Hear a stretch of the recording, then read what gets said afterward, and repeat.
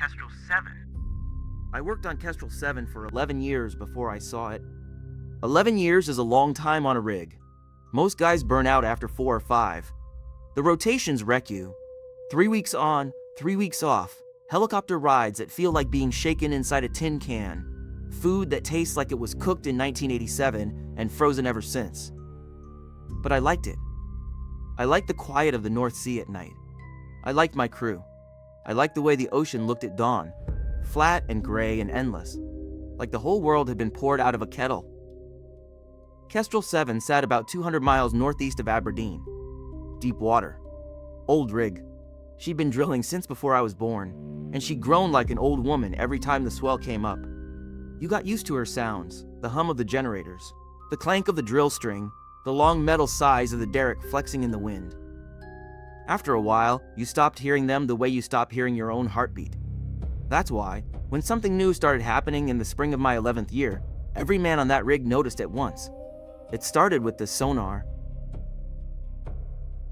We had a young tech named Eamon who ran the subsea monitoring station. Good kid, Scottish, freckled, laughed at his own jokes before he finished telling them. One night in March, he came up to the galley looking pale and sat down across from me with his tray untouched. I asked him what was wrong. He said the sonar was picking up something below the wellhead, something big, something that wasn't there an hour ago. I asked him what he meant by big. He said, bigger than the rig. I laughed at him. I told him his equipment was glitching, that the cold does things to the sensors, that he should reboot it and get some sleep. He nodded. He did not eat. He went back down to his station, and I didn't think about it again until the next morning, when the tool pusher called an all-hands meeting and told us that drilling was suspended until further notice. No one would say why. We weren't allowed in the monitoring room. Eamon wasn't at breakfast, or lunch, or dinner. A company man I'd never seen before flew in on the afternoon chopper and went straight down to subsea without talking to any of us. The rumor in the galley was that a pocket of gas had opened up under the wellhead and we were all about to get blown into the sky. The rumor in the smoking shelter was worse. Someone said Eamon had quit on the spot and demanded to be flown back to shore. Someone else said he'd been sedated. I cornered him 2 days later in the laundry room at 2 a.m. He was pulling his coveralls out of a dryer, and he jumped when he saw me like I was something dead. I asked him what he saw on the sonar. He wouldn't look at me. He kept folding the same pair of coveralls over and over, smoothing them flat against the counter. I waited. He's a kind kid, Eamon, and he couldn't bear silence.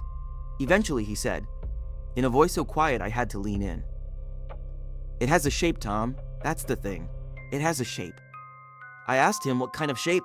He said, like a man, but wrong. The proportions are wrong. The arms are too long, and it's... He stopped.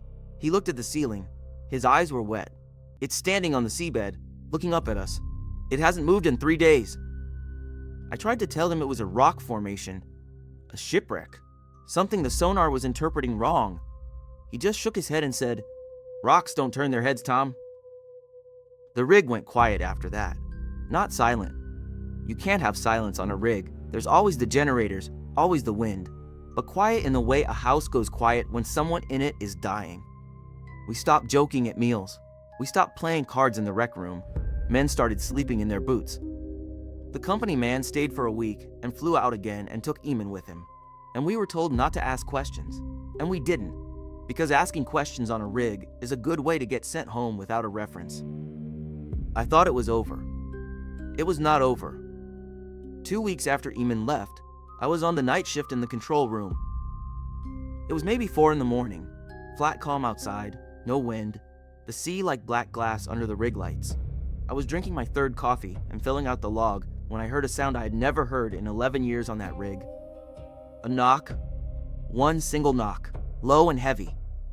It came from directly beneath my feet. Now, I want you to understand something. I was in the control room. The control room on Kestrel 7 is on the main deck, about 150 feet above the waterline. Below my feet was the deck. Below the deck was air. Below the air was more air. Below that was the ocean. And below the ocean, another 400 feet down, was the seabed. There was nothing that could knock. I sat very still. I told myself I'd imagined it.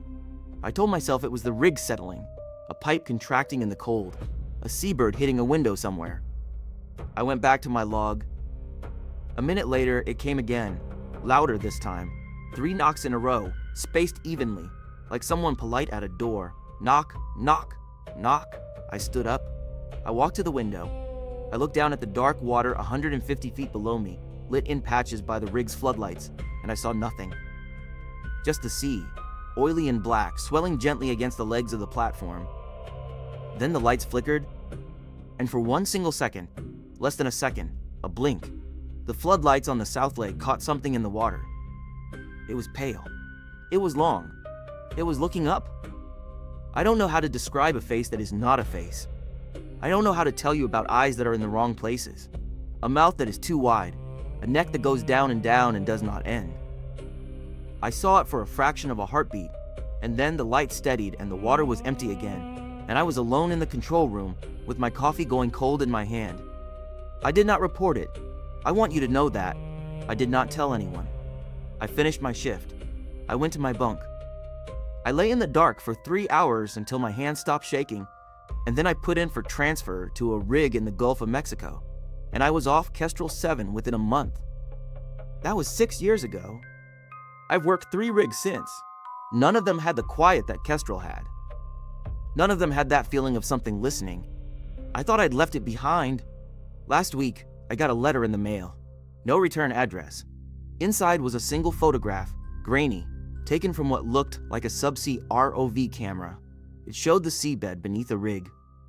I could see the drill riser going up into the dark water above. I could see the concrete base of the platform legs. And I could see, standing between them, a figure, pale, long-armed, looking up. Taped to the back of the photograph was a note, in handwriting I didn't recognize. It said, "It knows your name now. It knows you left. Kestrel 7 is being decommissioned next month. When they pull the plug, it won't have a reason to stay down there anymore. I haven't slept properly since. I keep telling myself it's a prank. Eamon, maybe, finally losing it after all these years. Or some old crewmate's idea of a joke. I keep telling myself that things that live 400 feet underwater do not come looking for people in bungalows in Aberdeen. But last night, at about 4 in the morning, I heard a sound from downstairs. A knock. One single knock. Low and heavy. From directly beneath my feet. I live on the ground floor. There is nothing below me but the earth.